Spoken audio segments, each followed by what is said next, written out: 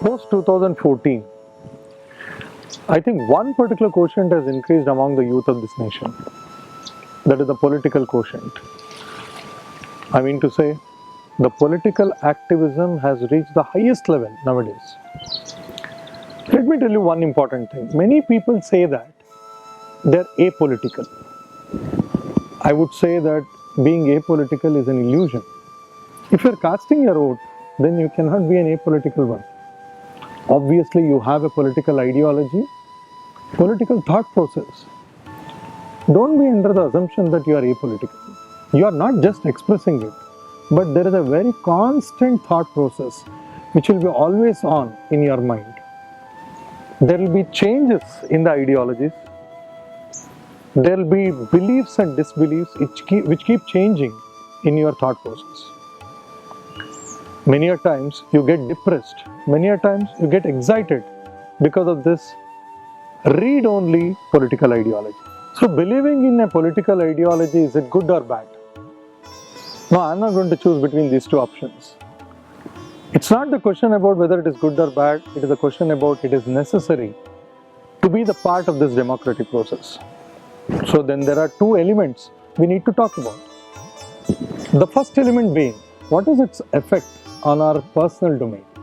What is its effect on human relationships? I've seen many people, they started hating each other just because of the political ideology. Friends, that political quotient in our life, it is not life, it is just one of the small segments.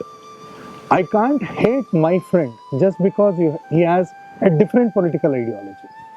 So remember, stop judging the people based on what political ideology they believe in. That is one particular part. And the other part, many people have asked me, sir, why it has to be important to be political when we can choose to be apolitical? I've already told you we can't be apolitical, we are all political. Why it is so much important?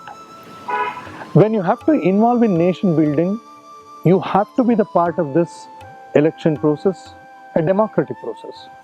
When you have to do it, you need to have a peripheral thinking. That means you need to have a fence around yourself for a thought process.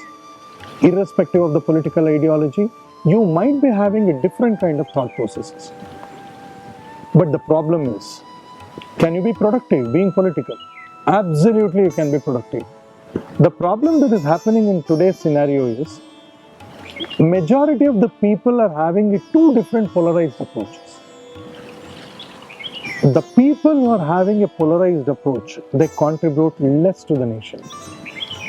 Because polarized approach always brings extremism.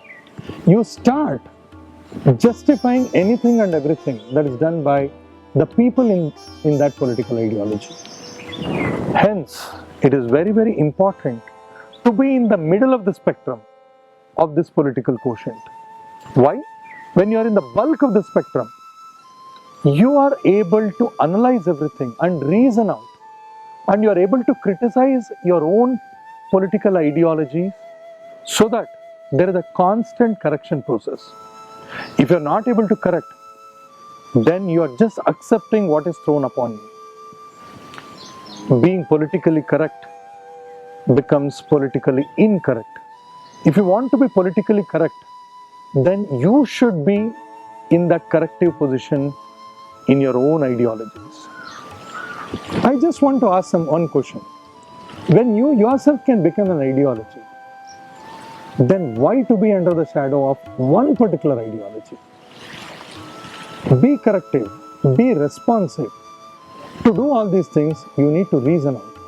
To reason out, you need to know the facts and the correct interpretation of the facts. Don't accept the judgment given by somebody else who is in the top of a political ideology. You need to decide what is good and what is right. The righteousness is the main essence of the politics in this nation.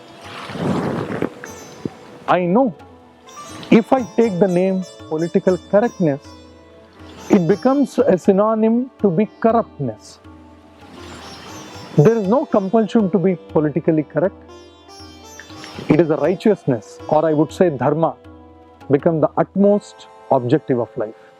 Friends, if you like this video, do share and subscribe, and do let me know the feedback in the comment section.